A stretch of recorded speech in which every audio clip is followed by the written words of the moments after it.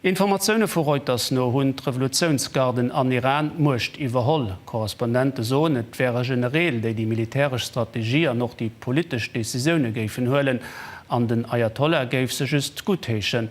Et wär e radikale Broch mat der Vergangenheet wouzanter dem Khomeini 1979 mocht an der Hand vun enger Persoun wär. Wie dort war einer Norrichten aus dem Ausland am Roseme vum Petzberz.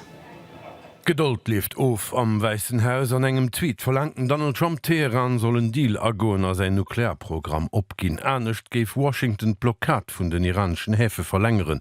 Mit dem Regime an Iran ass gespleckt am der Revolutionsgarden die lo net nimmen Kontrolle iwwer d'Stroos vun Hormuz, mir auch iwwer die politischen Schädungen géife noch alt Gespräche mat den USA nach méi kompliziert.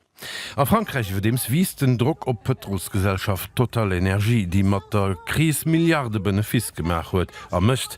De Premier Sébastien Lecornu verlangt lo eng Ëmverdelung vun denen exceptionellen Profiter.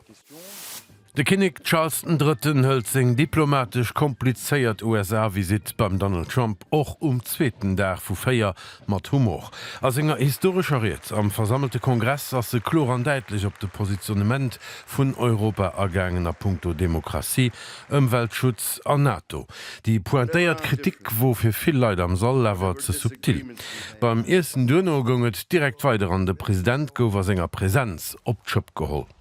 Die hat kürzlich gesot, Herr Präsident, oni die USA géfen die europäisch Länder Deitsch schwätzen. Und lat mat ze bemerken, oni uns géif die Franzésisch schwätzen.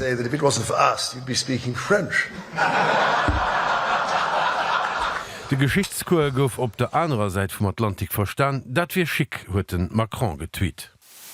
Zu Golders Green am Norde vu London sind 2 Personen aus der jüdischer Communityit vun engem Mann mat engem Messer verwundt ginn. Daffer een an die 70 Joren, an den anderen an die 30 sind net méi allewensgefor an e 45 Jo Joke Verdächtigten kont vun der Poli festgeholl ginn d'Enquêteuren leden eng terroristisch Enquête.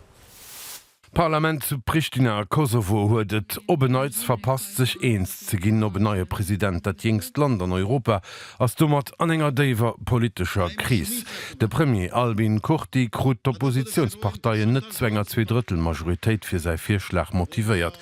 Lo bléien fir dritte Käier Neuwahlen bannend nëmmen engem Joer. An zu New York sind die eich Tester ugelaf vum sogenannten Air-Taxi, eng Firma aus Notrun-Zoulosung zu kree fir de kommerzielle Nutzen vun engem elektrische Flieger, de vertikal op den Heliporter vun der Stadt ka starten erlanden. Vu Lower Manhattan oder Midtown gehtt dann op den JFK-Flughafen a Manner wie 10 Minuten.